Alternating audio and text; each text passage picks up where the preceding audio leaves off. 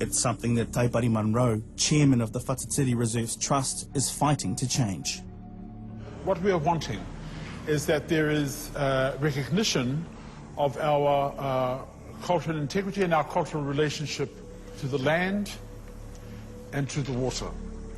That recognition is not given by local government or by central government in the laws of the land.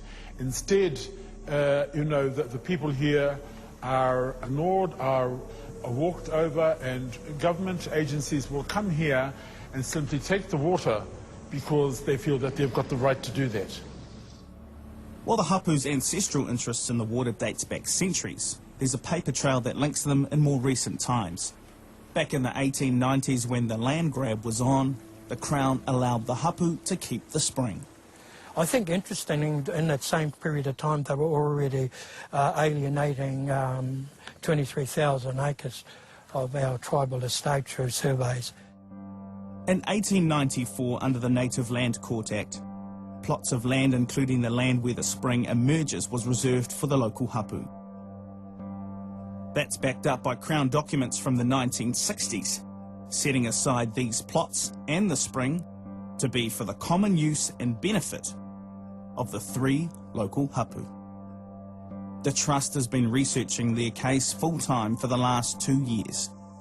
And if Richard Nathan isn't amongst his whānau, he's amongst the paperwork. And he's clear on what the findings show. There was a gesture of good faith. Now, we want that gesture of good faith that was issued by the Crown of its time. But according to Richard, that good faith is long forgotten. Through none of these statutory or acts has anyone really considered these particular instruments of law to have any relevance to the allocation. We're aggrieved by what happens to us year after year. We've never really been considered, as successive regulations and laws take place, to be the guardians, the occupiers of this particular sacred source. The Trust is vehemently opposed to a 35-year take and is currently battling that out in the Environment Court. But what the Trust is not against is sharing the water. Certainly we're not saying to anybody, you know, you can't come here and take the water. We have never ever said that. But we want to be able to sit at the table and with local government, for example, and any discussion surrounding the water, any managerial stuff surrounding the water, that we're included in that we're a part of that we are seen as being a part of the water and the water is a part of us. At the heart of the argument is a clash of cultures and their interpretations of ownership. We see ourselves as being kaitiaki, as being guardians. So is it about ownership? Ownership is something that you can, it's like a commodity that you can take and sell off. But we don't see it like that, you know? It's like drinking the milk of your mother that comes from her breast. Do you own that? Can I say I own that? For us, we are the guardians of it, and within that role of guardianship, we come very close to being recognized as its owners. The whole issue of ownership and what that means to white culture is outside of my culture. So when John Key says no one owns the water, here it's an argument that doesn't wash.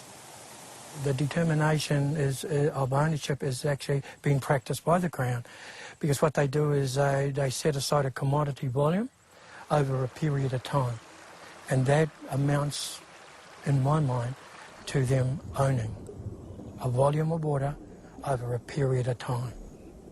So tell me volume and time isn't ownership. While the argument of ownership is set to continue, the hapu, in their role as kaitiaki, have water to look after, and in recent years they've stepped up their efforts to clean up their fresh waterways that are becoming more and more polluted. At their own cost, alongside grants from the ASB Trust, government and other donors, they've built this nursery. with most of these plants destined for locations along the water to help filter runoff from farms and stormwater. They've also been testing the water and they're alarmed at the results. So much so they've enlisted the help of the Green Party to raise their concerns with central government. I come here because I love the rivers of Aotearoa, New Zealand, and they need our help. Milanruka's been patrolling the waterways for years, sending video evidence of blatant water pollution by farmers to the regional council, who appear to do nothing. And where there is a fence, it'll be quite often grazed both sides. On a tour of the waterways, he shows the Green Party leader what he's up against. No fence. But these fence. No fencing means cows excrete right next to the water. As the tour continues, they encounter a local farmer who has fenced off part of his property, but not others. It's clear that there's been a lot of cows grazing right next to the river. I fenced it right beside the river, so the cows can't fall in the river. So what do you want us to do? Put nets on our cows? So it's about putting riparian fencing and planting around streams, including small streams, so that you acts as some kind of filter to stop it ending up in the river. While animal waste is pouring into the rivers, back in Poroti, it's waste from stormwater that flows straight into the spring that's causing anger. Because a year ago, when we approached the mayor and his council to say that we wanted the stormwater pipes removed, they said to us, well, look, you know, we've done all these sorts of things, we've set up these filtering systems, and give it a year, and let's come back and have a look at it. Well, a year is over now, and we are still not satisfied. Not really. The City Council says they've tested the runoff and are satisfied with the results, and for the time being, the pipes are staying put. Unfortunately, this has always been the path that the stormwater has flowed, and basically during the improvements here, we've improved the safety of the road, but we've also tried to reduce the amount of flooding that goes on as well. So basically it's still flowing in the same direction as it always was flowing. If there was an easy solution to just take it down the road and put it down somewhere else, then we would do that.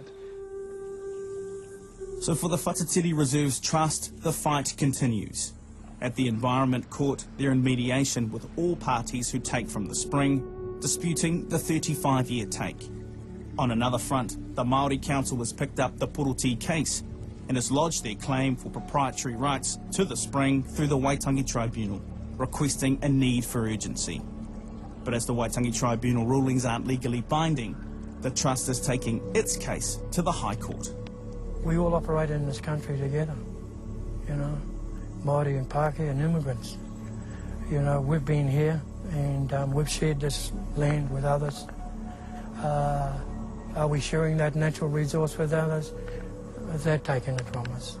They've never asked to share it. They've never cared to ask to share it. So if I had to say, I want the powers to be to care, to ask, to share the people of Poroti.